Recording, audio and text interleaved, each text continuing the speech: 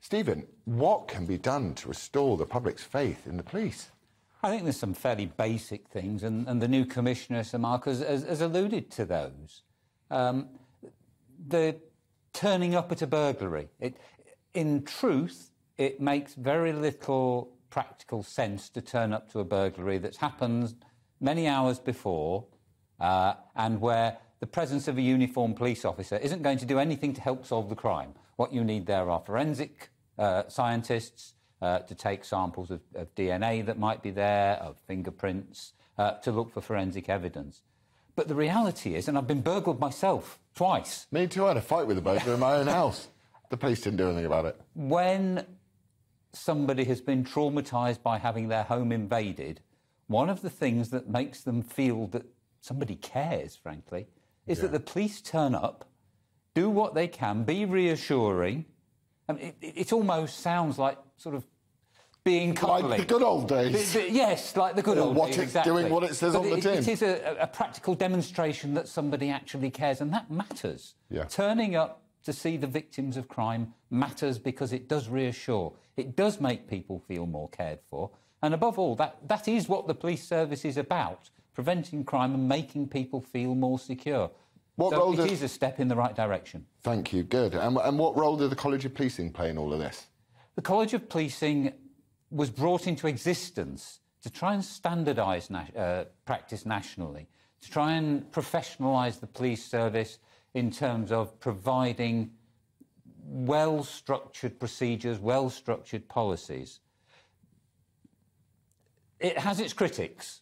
Well, it's an unelected organisation made up of a bunch of people that turned the police force into the rainbow shirts, as we saw with Darren Brady in Hampshire, and as we see across the country. Police forces are focusing solely on ideological political posturing and not going to people's houses as they've been burgled. As you've said, should we demand that... I was at the Queen's... I wasn't at the Queen, I was watching the Queen's funeral procession, and I saw a brief glimmer of what policing was like in my youth, which was these very smartly turned out policemen, not adorned with rainbow lanyards and ridiculous things, just stood there, and I felt a huge sense of confidence. Should we ban the police from wearing any form of political symbol whatsoever? Should the police be returned to simple blacks? I think they're called blacks, is that correct? Whatever they wear, their uniforms. Their uniforms. It's standard uniforms, and would that bring us back faith in the police and see them walking on the streets rather than hurtling through our Twitter accounts, as we saw with Sussex Police yesterday, saying this is a woman. No, it wasn't a woman. It's a bloke, mate.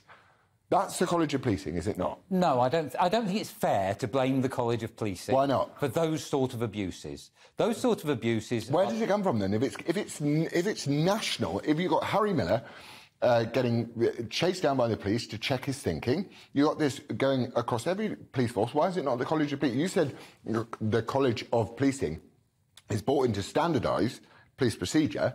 Well, they have standardised police procedure. They've turned it into basically the rainbow shirts of the woke wing of the Pride movement, as far as I'm concerned. I think it's unfair to blame the College of Policing for that. Why? Some of these abuses, and I would regard them as abuses. I make no bones about that. Yeah. In a sense, police officers trying to respond to what they believe to be the public agenda. That's not their job, though. No, it isn't their job.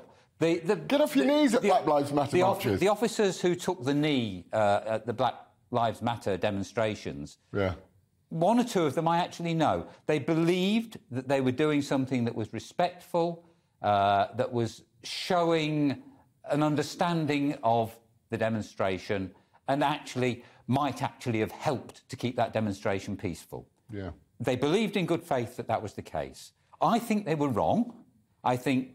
I remember as a young constable, I marched alongside British National Party demonstrations, not because I supported the British National Party or felt the need to show any support for the British National Party, but because those individuals, as long as they stayed within the law, had a perfect right to demonstrate their opinions. You didn't take whatever I thought of them. You didn't take your knee to the British National Party. Nor would I have taken the knee. But these officers are taking the knee to an organisation which is basically a Ponzi scheme which funds someone who's buying up half of Topanga Canyon. and paying off her mates £975,000.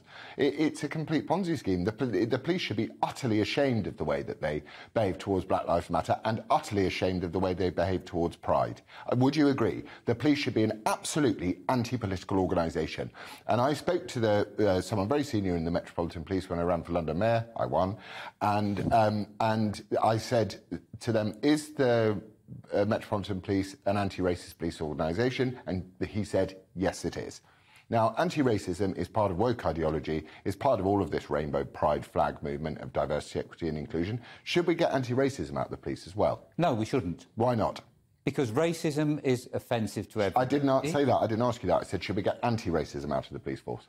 Yes, because if the police service is being racist, and it is often accused of racism, it needs to be able to demonstrate that actually it believes in treating everybody fairly, irrespective of their race, their creed, their colour and their wealth. These are fundamental elements of democratic policing. Without fear or favour, then? Without fear or favour. Yeah, so why the political posturing? But when you put on the blue serge, as it's actually referred to, then you put away whatever your personal beliefs are. Your job and your duty is simply to treat everybody equally, to treat everybody with respect. But they don't do this. If they did this, it would be fine. You watch them TikToking along to a pride protest or a Just Stop Oil, someone who's glued themselves to their own forehead out of genius that they are. But you go and stand and protest lockdowns, which have destroyed the economy in the face this year, and you'll get a cosh over the head. The two-tier policing, I think, has been the problem that the public look at. And they go, well, you're not policing things fairly. Where is it coming from? It must be coming from the College of Policing, surely. No, I don't think it's coming from the College of Policing. I think it's coming from probably a lack of clear guidance. Officers on, for example, the Black Lives Matter demo should have been told this is not an acceptable thing to do. You police this demonstration exactly as you would police any other demonstration. You show respect for the people demonstrating, but you make... Why should you show respect for them? Police officers should show respect for everybody. No, they should show tolerance and they should apply the law to everybody, should they not? They should apply the law to everybody, but they should show respect to everybody. Fair enough. Yes. Not least because that's the best way to maintain the peace and to allow the law to be enforced when it needs to be enforced. Unless the police are seen as legitimate, when the law needs to be enforced in sometimes unpopular ways, people don't obey the law. The power of the police service is not to be able to enforce irrespective of public views. The police service is only able to maintain the peace if, broadly speaking, they maintain the respect of the community as a whole. And police without fear or favour. And police without fear or favour. So we agree on this. So I don't mean to push at you so hard. I just find it so frustrating when I see a Velcroed-on Pride Union flag on the back of someone's stab vest. I just think, what are you doing? Leave that to Harry Kane and his bunch of kneeling Muppets.